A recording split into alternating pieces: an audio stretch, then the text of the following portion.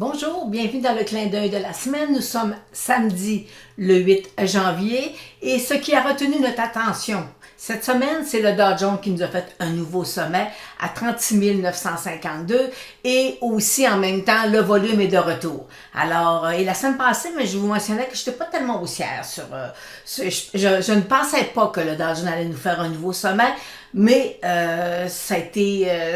j'ai été contredit. Alors, le marché, le Dow Jones a fait un nouveau haut, mais par contre, il a fermé vendredi à des niveaux quand même, là, si on touche, là, il est revenu à l'ouverture de lundi. Alors, fait que est-ce que je vais être encore baisse? Je ne suis pas tout à fait haussière, là, mais on va le voir tout à l'heure. Alors, et aussi, ce qui a attiré mon attention, c'est Apple, qui domine au niveau des entreprises en ayant la capitalisation boursière la plus grosse, la plus haute. Cette semaine, il a fait 3 000 milliards. Je vous dis, c'est énorme. Mais là, il a terminé un petit peu, il a baissé un peu vendredi. On est à 2 820 milliards. Alors, mais c'est une très belle entreprise et on va en parler un peu plus dans le Nasdaq 100. Alors, c'est ça qui avait retenu notre attention cette semaine. Et moi, ce que je voulais surtout, c'est que les volumes soient de retour et c'est chose faite. Alors, on poursuit avec les indices. Alors, débutons la section des indices avec l'indice de la volatilité, le VIX. Alors, on voit que présentement, il est au neutre, il est sur sa moyenne mobile 200 jours. Alors, on voit que le marché, il n'y a pas tellement de volatilité sur les marchés. Comme mentionné précédemment, sur le Dow Jones, on a atteint un nouveau sommet cette semaine à 36 959. Et je vous dis, je ne suis pas tellement haussière là, parce que je suis à l'intérieur d'un couloir haussier et possiblement là que, voyez-vous, j'ai ici, là, c'est autour de, je vais tirer ma ligne, c'est autour de 36 000. Si jamais il cassait le 36 000, ça veut dire qu'il sort hors d'un petit support, puis il sort hors de son couloir haussier. Alors, ça pourrait être amené un petit peu de repli. Cependant, n'oubliez pas que ma moyenne mobile 200 jours, elle est haussière. Alors, pour l'instant, on peut avoir des replis, mais on est loin d'un crash boursier. Dans le secteur de la technologie américaine, moi je suis le Nasdaq 100.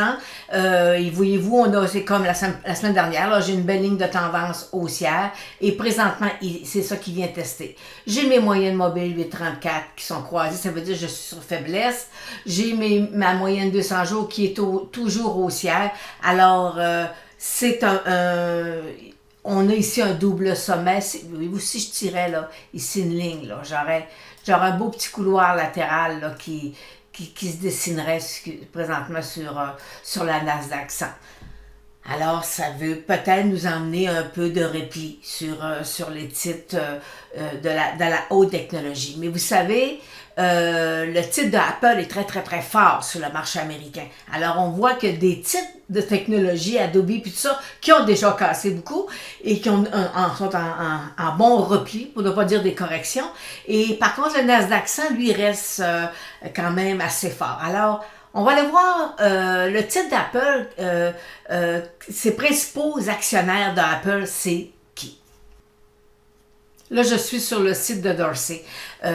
Pour le titre d'Apple, les principaux actionnaires d'Apple sont l'ETF de la technologie Vanguard, un iShare. Et vous, 22, 20, ça veut dire que les principaux ETF de la technologie ont à peu près tous autour de 20% dans le portefeuille de Apple. Et ça, c'est ce qu'on voit là. Ça comprend pas tous ceux qui, les fonds mutuels, les gestions privées. Écoutez, c'est un titre qui est partout, possiblement là.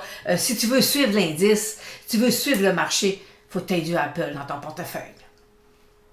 Là, nous sommes dans le QQQ. On va aller voir la composante. Voyez-vous, alors Apple est à 11,70%, Microsoft, Amazon, Tesla. Alors, fait que les deux plus importants, c'est Apple et Microsoft. Puis vous savez qu'au mois de novembre, ils se sont battus pour savoir parce que Microsoft avait dépassé Apple au niveau de la capitalisation boursière. Alors, fait qu'on voit ces deux beaux gros titres qui sont dans l'indice. Alors, si on veut suivre, vous voulez savoir qu'est-ce qui se passe sur le Nasdaq, Ben écoutez, vous avez juste dans votre site de courtage, là, vous mettez QQQ, puis vous mettez les 5 titres là, et vous allez avoir une bonne idée qu'est-ce que le marché fait de la technologie sur une base quotidienne. On est toujours sur le marché américain. Fait, examinons le dollar US. Fait qu'on voit que oui, le dollar US il est en progression. Moyenne mobile 200 jours, aller haussière. Mais présentement, voyez-vous, ça fait quand même presque 2 mois qu'il est dans un couloir latéral. Alors, allons l'examiner avec la technique des Bollinger. Alors, souvent, quand j'ai un titre ou un indice dans un couloir latéral, je vais aller travailler, je vais aller voir les bandes de Bollinger, puis ça va me dire est-ce que je suis présentement en rétrécissement de mes bandes, ou je suis plutôt, ils veulent plutôt s'écarter, là, puis aller chercher de la puissance, là, à la hausse ou à la baisse. Alors, voyez-vous, là, on est dans un couloir latéral. Et quand on dit couloir latéral avec les bandes de Bollinger, ça nous indique que la volatilité faiblit. Et lorsqu'on fait des options, la volatilité, c'est le premier critère qu'il faut examiner quand on fait des options. Alors, c'est là que tout est une question de prime au niveau de la volatilité. Alors là, je vais vous montrer l'indice de la volatilité que j'ai et vous voyez mon indice de la volatilité, là, présentement, la volatilité est en train de descendre et elle est en train de me dire, voyez-vous, elle me confirme effectivement que mes bandes de Bollinger, j'ai une diminution de la volatilité et le tout est ici validé. Alors, ce qu'on doit attendre au niveau du dollar US, est-ce que le dollar US va venir toucher le 98 ou il va venir percer par en bas? Alors, c'est la sortie hors des bandes de Bollinger qui va nous dicter là, la prochaine direction du dollar US. Pour le Russell 2000, rien de changé, toujours dans un couloir latéral. Et vous savez, c'est des petites capitalisations. Alors, c'est un indice qui est très, très, très suivi. Examinons maintenant l'obligation 5 ans pour fermer le volet indice américain. On va regarder les obligations 5 ans. Puis je vous mets 5 ans. Ça peut être des 10 ans ou des 30 ans, ça n'a pas d'importance. Tous les taux d'intérêt sont présentement à la hausse et sont à la hausse depuis presque 2 ans. Okay, on a commencé à voir là, des signaux, là, ça va faire presque 2 ans là, qu'on surveille puis qu'on sait que les taux d'intérêt vont monter. Alors, on va les faire, vu qu'on est dans du technique, on va regarder, obligation 5 ans, voyez-vous, on est en février 2020. Bien là, ou mars, ici c'est mars 2020, ça veut dire presque bientôt 2 ans. On avait un beau couloir latéral, ce qu'on appelle une phase 1. L'indice a parti, a monté. Il y a eu un croisement de ma moyenne mobile 200 jours avec la 834. Écoutez, ça c'est le plus beau graphique au monde. Et il a monté, on a eu une poussée, il y a eu une accalmie, et après ça, là, ça a recommencé à monter. Et là, ben, on sait que la Fed va arrêter là, va mettre un frein là, sur les rachats d'obligations. Alors, ça l'emmène une hausse de taux. Alors, voyez-vous ici, j'avais déjà, moi, 1,40, c'était déjà ma cible là, à court terme sur la hausse des taux. Après ça, voyez-vous, là, on a une nouvelle hausse qui s'en vient ici, on a une résistance autour de 1,70. Puis après ça, voyez-vous, ici, là, après ça, j'ai plus rien, là, jusqu'à 2,4, 2,3%. Alors, fait qu'on voit que la hausse de taux d'intérêt, là, c'est pas arrivé en décembre avec l'annonce, là. C'est juste, c'était déjà enclenché. Alors, on va aller voir aussi, je vais vous montrer, parce que c'est bien beau vous dire, là, c'est que là, j'avais une belle phase, hein, mais sur quoi on se base des fois pour dire mes taux d'intérêt vont monter.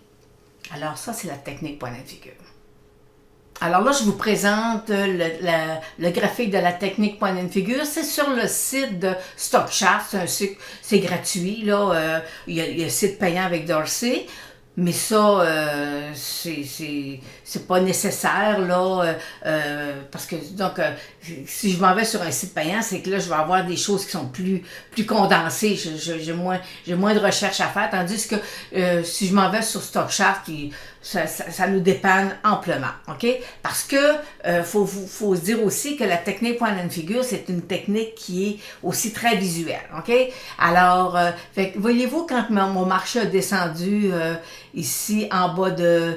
là, c'est à 2, mais ça veut dire c'est 0,20, OK? C'est pas... alors, quand les taux d'intérêt sont descendus en bas de 1%, là, c'était... écoutez, les hypothèques coûtaient pas cher. Fait qu'on a eu un premier saut, ça n'a pas fonctionné, le marché a corrigé. Et ici, on a eu, après ça, une nouvelle hausse de taux d'intérêt qui est apparue, qu'on était capable de calculer.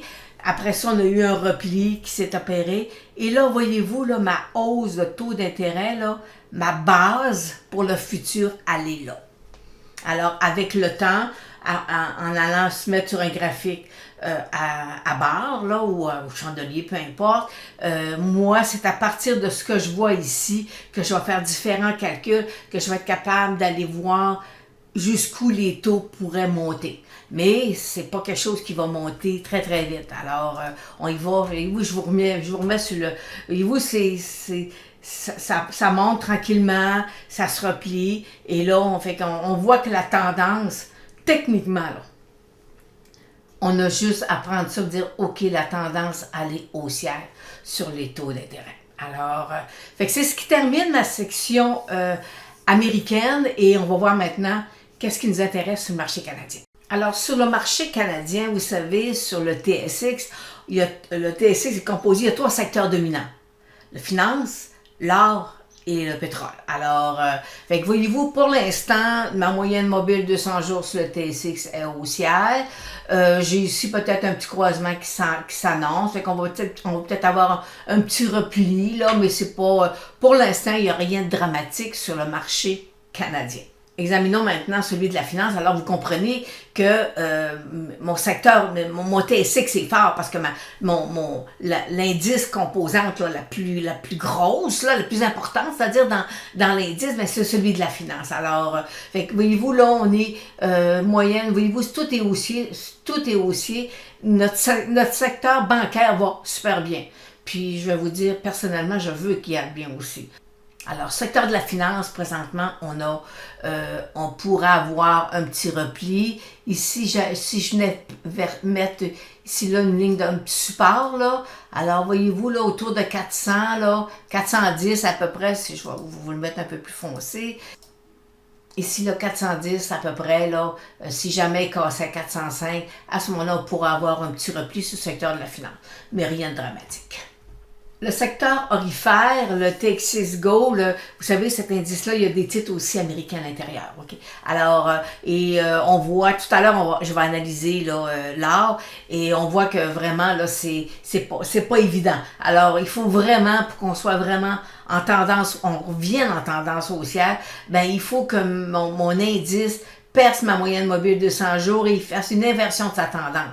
Alors, puis quand je regarde les indicateurs, ben je pense que il va peut-être s'accumuler là pendant un certain temps. Mais pour l'instant, il faut être prudent sur le secteur, techniquement sur le secteur orifère. Et le secteur de l'énergie nous a donné les rendements de 2021 et ça va poursuivre. Là. Le secteur, tantôt on va aller voir, on va analyser le pétrole et on voit que le secteur est quand même fort. Il y a encore énormément de place. Mais il faut faire attention aussi, c'est un secteur qui a bien fait. Alors, il peut y avoir des hausses, mais en même temps des petits replis là parce que les gens vont être frileux là sur le secteur. Alors, mais voyez-vous là, ma moyenne mobile de 100 jours elle est haussière. Je viens de percer une résistance là. Alors, c'est un secteur qui devrait bien faire au niveau le secteur de l'énergie là. On peut s'attendre à avoir des beaux gains là sur les titres, mais vous devez avoir de la patience aussi là. Mais vous devez aussi lorsque vous choisissez d'investir dans un titre, ben, allez voir techniquement, là, je suis au-dessus de ma moyenne mobile 200 tours, j'ai-tu du potentiel, c'est-tu un titre qui est très endetté? Vous savez, il y a des petites recherches aussi qu'il faut faire, là. Alors, mais le secteur de l'énergie, là, c'est un beau secteur présentement, techniquement, qui va super bien. Revenons avec celui de la santé, qui a quand même, et c'est pas un secteur qui était facile là, cette année, mais en même temps, il faut le surveiller parce que c'est peut-être lui qui va nous donner nos rendements pour 2023-2024. Vous savez, on est en 2022, mais il faut commencer à planifier que peut-être il va y avoir des titres qui vont devenir intéressants. Alors, et là, on est sur son fameux support à 45, là. Ben, là, il est à 44 et 89. Alors, il faut qu'il teste, il faut qu'il reste sur le support à 45, sinon, vous savez, je vous l'ai montré la semaine passée, il est encore plus bas que ça. Voyez-vous, il pourrait aller descendre à 35. Alors, fait que moi, il faut qu'il reste. Il se maintienne sur le 45. Mais il ne faut pas oublier que ma moyenne mobile de 200 jours, elle est baissière. Et alors, ça, vous savez, c'est une force qui est contre le secteur. Alors, fait que pour l'instant, on attend techniquement, c'est pas le temps de rentrer dans les titres, dans le secteur comme tel. La semaine passée, je vous ai montré le secteur qui selon moi était sur faiblesse, c'est le secteur de la technologie. On avait eu un beau triangle, il était sorti hors de son triangle. Moyenne mobile 200 jours plate, qui va être croisé par ses moyennes courtes. Je vais vous dire que ça, techniquement, c'est presque impardonnable. Alors, dans ces jeudis techniques, on va aller voir le titre que je vous avais proposé, là, techniquement, là, que je vous avais montré, qui disait, ah, ok, il peut y avoir petit repli sur le titre. Alors, fait que c'est encore un titre un secteur qui demande aussi à surveiller vos gains que vous avez faits sur vos titres et parce que je vous présente aussi un deuxième titre de l'indice dans la section C'est juste du technique. Mais avant, allons voir techniquement l'or, le pétrole. Et là, je vous emmène sur le Bitcoin. Et là, on va travailler le technique avec le Bitcoin. Et les gens qui débutent en analyse technique, là, je vais vous dire, c'est un petit bijou ce que je vais vous présenter tantôt. Alors, poursuivons. Alors, commençons avec le pétrole. Et là, je suis sur le site de NetDania. C'est un site qui est gratuit. Je suis là depuis des années j'aime bien travailler avec le site de NetDania. Alors, voyez-vous, tout à l'heure, je vous mentionnais que mon secteur de l'énergie canadien allait super bien et le marché américain, c'est similaire, là. Alors, et voyez-vous, ma moyenne mobile de 100 jours, elle est haussière. Mes moyennes mobiles 8,34 sont croisées. Alors, c'est un secteur qui va bien. Présentement, il fait face à une résistance autour de 80 $. Alors, il faut qu'il perce. Puis, à long terme, là, avec la technique point de figure, je suis haussière. Mais, alors, techniquement,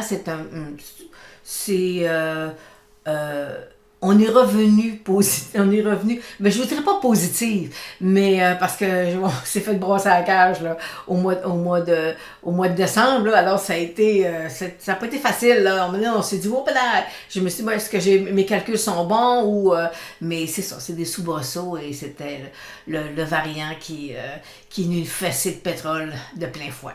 Alors, mais c'est un secteur qui devrait bien faire.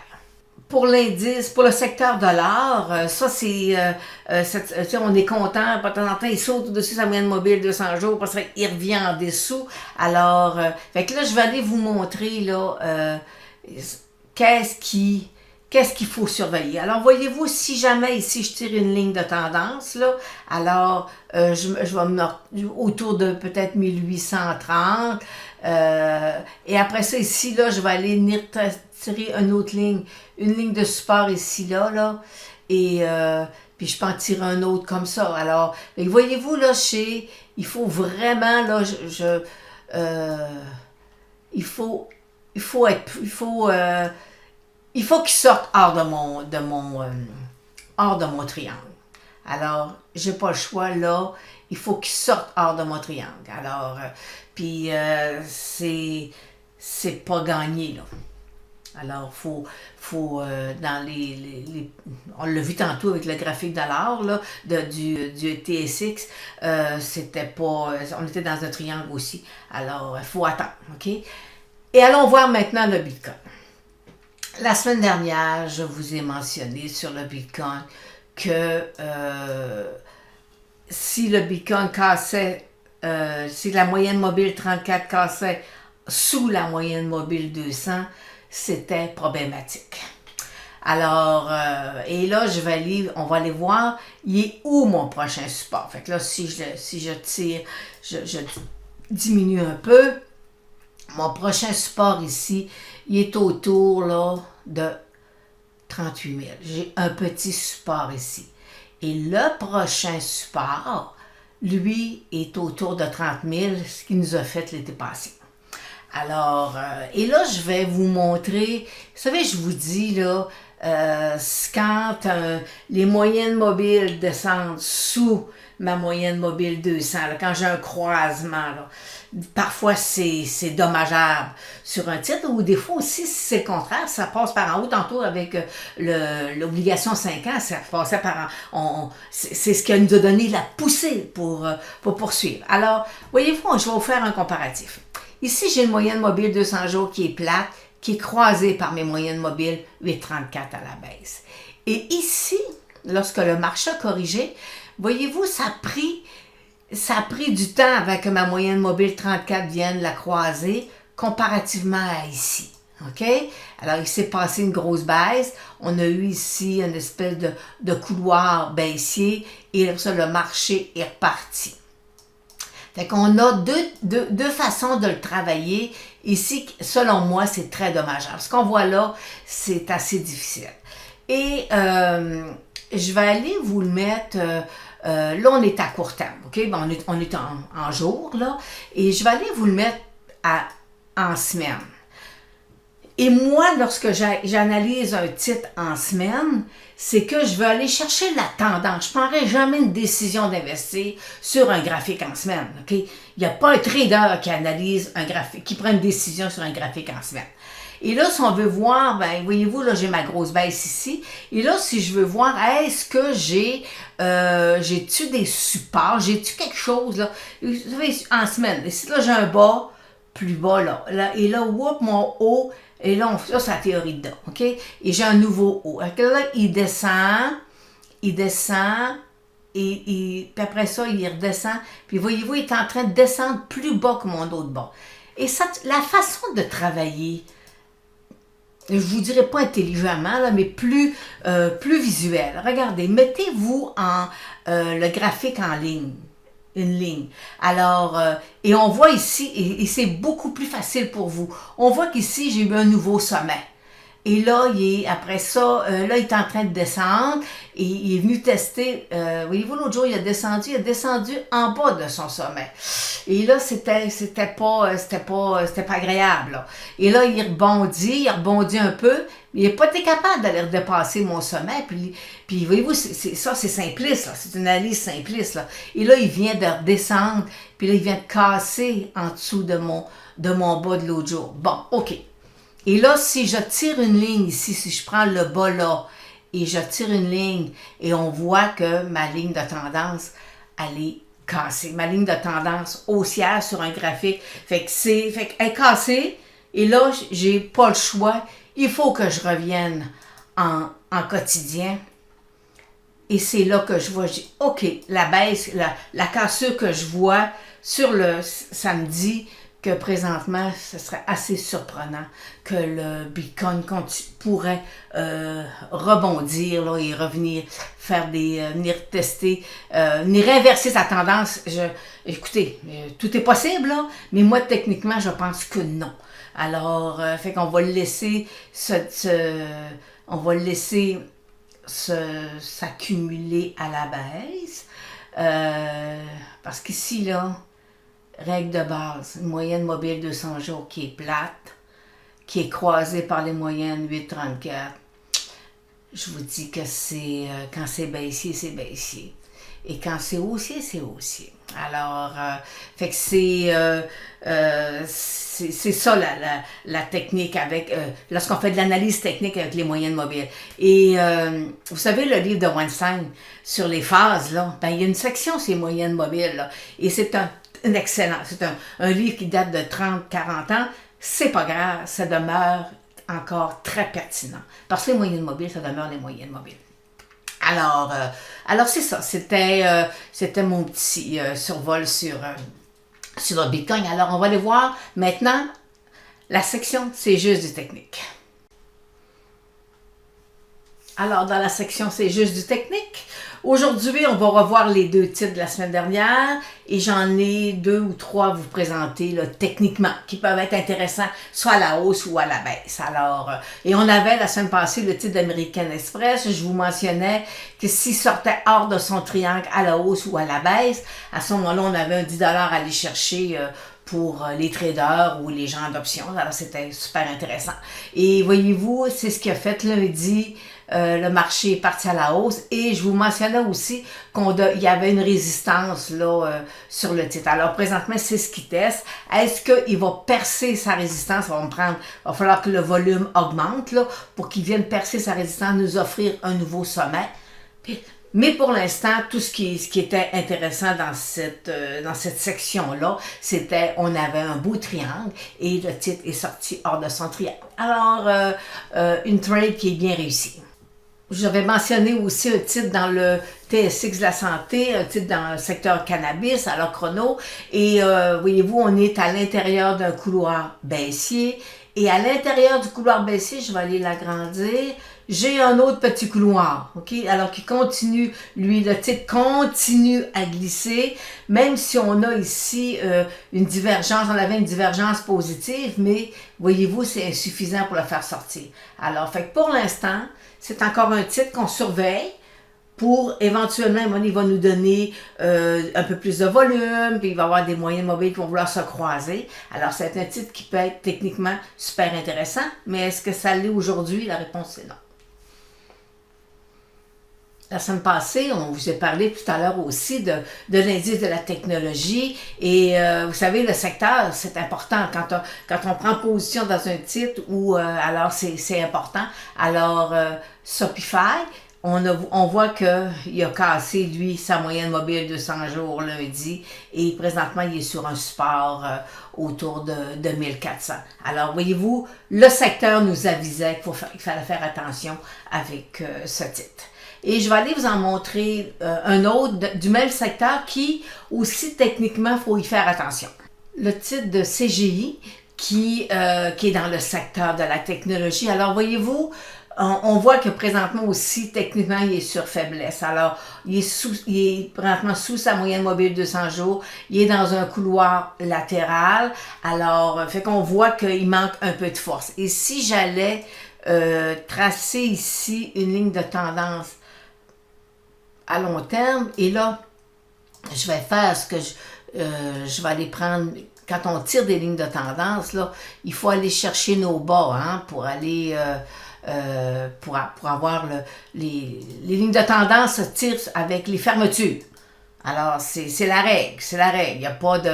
Alors, voyez-vous, présentement, ma ligne de tendance haussière, elle est là. Je vais vous la mettre un peu plus foncée. Ma ligne de tendance haussière, elle est là. Et si jamais il perçait, ça veut dire qu'à ce moment-là, c'est qu'il est sous ma moyenne mobile de 100 jours, puis il peut venir tester sa ligne de tendance à la hausse, mais si jamais il cassait, à ce moment-là, on pourra s'attendre à avoir un repli sur le titre de CGI. Terminons avec un titre dans le secteur de l'énergie. Le titre de Suncor, c'est un titre que les gens adorent. C'est un super de beau titre. Et si vous regardez, si vous le comparez, le titre de Suncor avec l'indice, c'est à s'y méprendre. Alors, fait que pour l'instant, voyez-vous, moyenne mobile 200 jours haussière. Puis là, il est en train d'inverser sa ligne de tendance. Alors, c'est un titre qui devrait continuer à bien faire techniquement là, pendant encore quelques temps. C'est sur ça que se termine la section C'est juste du technique avec le titre de Suncor et on le fait sur du technique. Alors, vous devez prendre des décisions d'investir à partir de l'analyse technique. Alors, et ça vous prend du volume. Alors, vous savez, c'est un tout pour lorsqu'on fait de l'analyse technique. Alors, sur ça, je vous souhaite une belle semaine et on se revoit samedi prochain.